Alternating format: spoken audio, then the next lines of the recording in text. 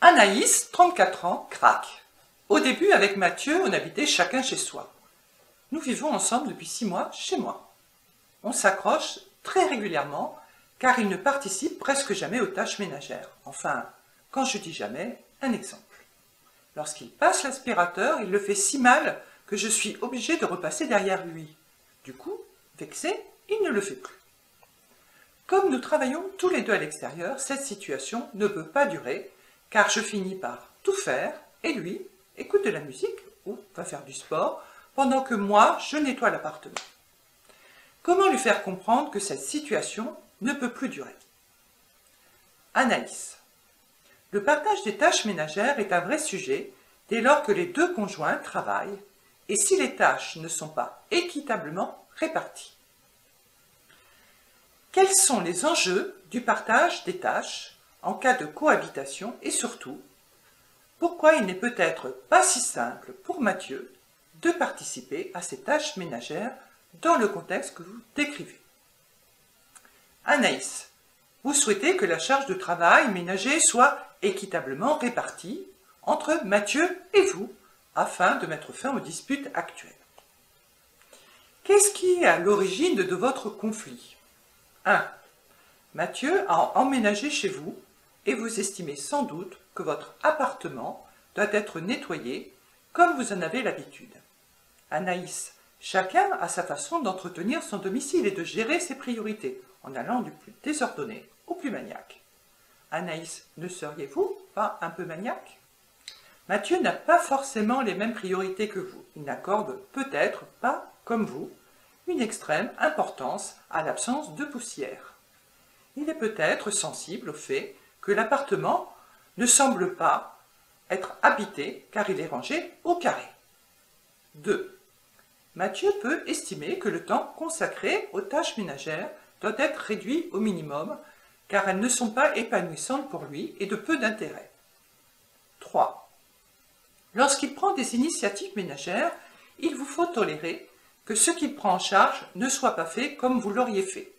À votre travail, vos collaborateurs ou vos collègues ne vont pas exécuter ou organiser leur travail comme vous le feriez vous-même.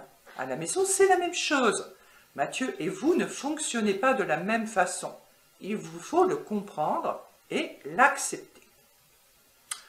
En quoi votre attitude n'aide pas Mathieu à participer aux tâches ménagères? 1.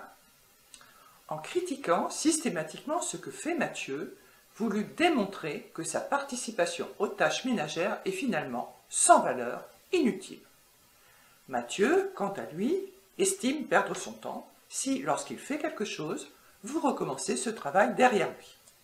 Dans ces conditions, vous l'amenez à se désengager des tâches ménagères et à avoir envie de faire des choses plus épanouissantes.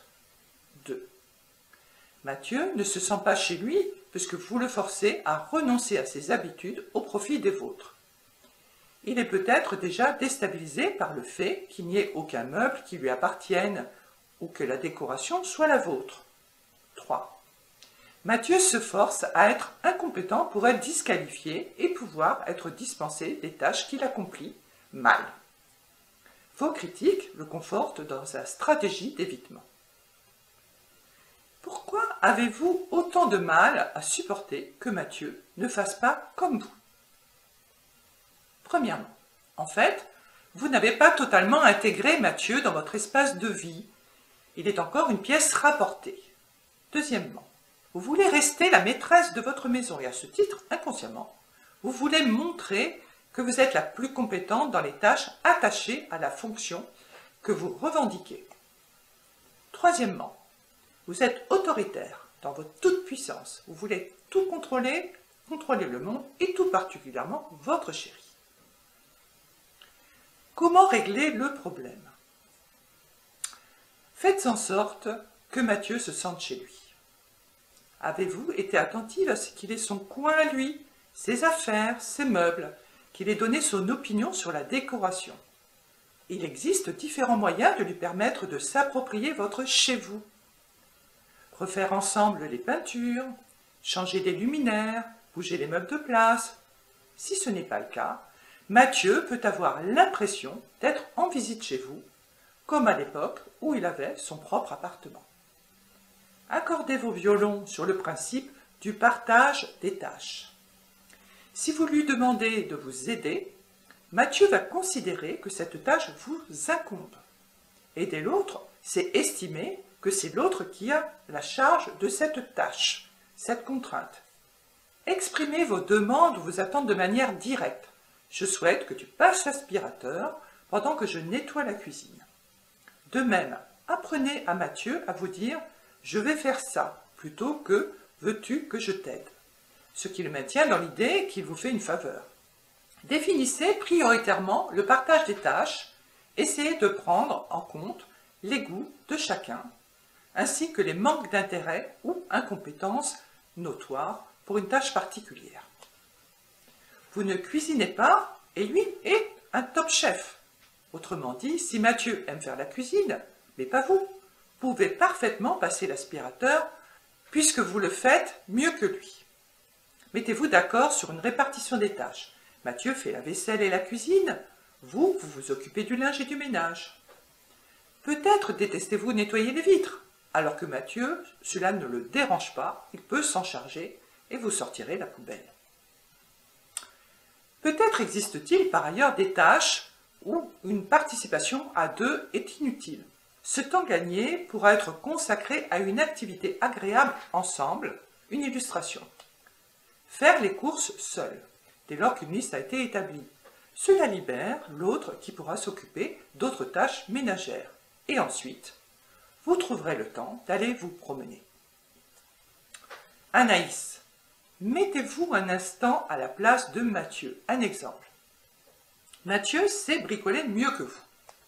Est-ce que vous allez supporter ses critiques dès que vous bricolez, s'il vous dit qu'il le fait plus vite ou mieux que vous? Dans ce cas, vous pourriez renoncer à entreprendre tout bricolage. Mathieu pourrait, dans le même esprit, vous reprocher d'avoir à tout gérer dès que quelque chose tombe en panne. Mais il pourrait aussi vous proposer de vous apprendre à bricoler, car ça peut être un partage et un loisir aussi. Vous aimez contrôler les choses et vous avez du mal à déléguer peut-être. Montrez-vous plus tolérante. Il n'y a pas d'enjeu majeur à ce que l'aspirateur soit mal passé dès lors qu'il est passé. Cela n'interdit pas les remarques.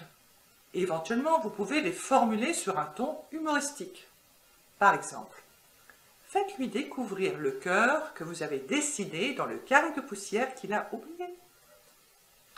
Dans l'absolu, vous pouvez trouver un autre appartement qui correspondrait à vous deux, un appartement qui serait celui de votre couple et non pas le vôtre à vous, Anaïs. En résumé, il serait dommage que votre jeune histoire d'amour prenne la poussière dès sa naissance.